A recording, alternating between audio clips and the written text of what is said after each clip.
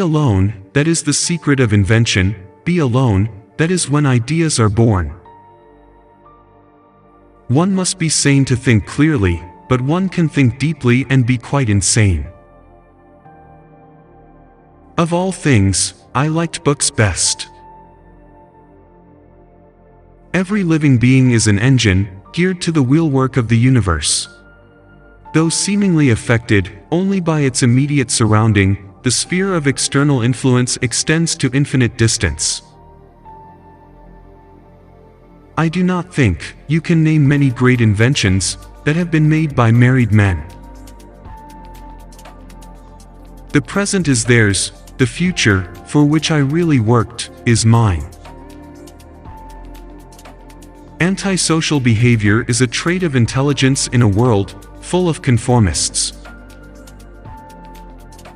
The gift of mental power comes from God, divine being, and if we concentrate our minds on that truth, we become in tune with this great power. Let the future tell the truth, and evaluate each one according to his work and accomplishments. Today's scientists have substituted mathematics for experiments, and they wander off through equation after equation, and eventually build a structure which has no relation to reality. The scientific man does not aim at an immediate result. He does not expect that his advanced ideas will be readily taken up. His duty is to lay the foundation for those who are to come, and point the way. My brain is only a receiver. In the universe, there is a core from which we obtain knowledge, strength, and inspiration. Instinct is something which transcends knowledge. We have, undoubtedly, certain finer fibers that enable us to perceive truths, when logical deduction, or any other willful effort of the brain, is futile. Of all frictional resistances, the one that most retards human movement is ignorance, what Buddha called the greatest evil in the world. If your hate could be turned into electricity, it would light up the whole world. My method is different. I do not rush into actual work. When I get a new idea, I start at once building it up in my imagination, and make improvements and operate the device in my mind. There is no energy in matter, other than that received from the environment.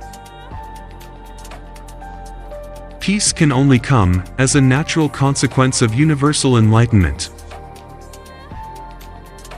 Though free to think and act, we are held together, like the stars in the firmament, with ticks inseparable. These ticks cannot be seen, but we can feel them. We may produce at will, from a sending station, an electrical effect in any particular region of the globe. We may determine the relative position or course of a moving object, such as a vessel at sea, the distance traversed by the same, or its speed.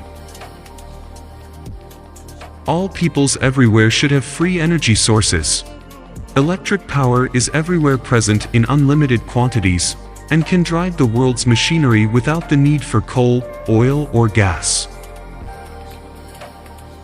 The day will soon come when I will show the world that the transmission of power and speech, without the aid of any wires, is possible. It is paradoxical, yet true, to say that the more we know, the more ignorant we become in the absolute sense, for it is only through enlightenment that we become conscious of our limitations. Misunderstandings are always caused by the inability of appreciating one another's point of view. I do not think there is any thrill that can go through the human heart like that felt by the inventor as he sees some creation of the brain unfolding to success. Such emotions make a man forget food, sleep, friends, love, everything. We are whirling through endless space, with an inconceivable speed. All around everything is spinning, everything is moving, everywhere there is energy. The desire that guides me in all I do is the desire to harness the forces of nature to the service of mankind. My belief is firm in a law of compensation. The true rewards are ever in proportion to the labor and sacrifices made. In the 21st century, the robot will take the place which slave labor occupied in ancient civilization. It's not the love you make. It's the love you give. We are all one. If you want to find the secrets of the universe, think in terms of energy, frequency, and vibration. Intelligent people tend to have less friends than the average person. The smarter you are, the more selective you become. I have been always ahead of my time.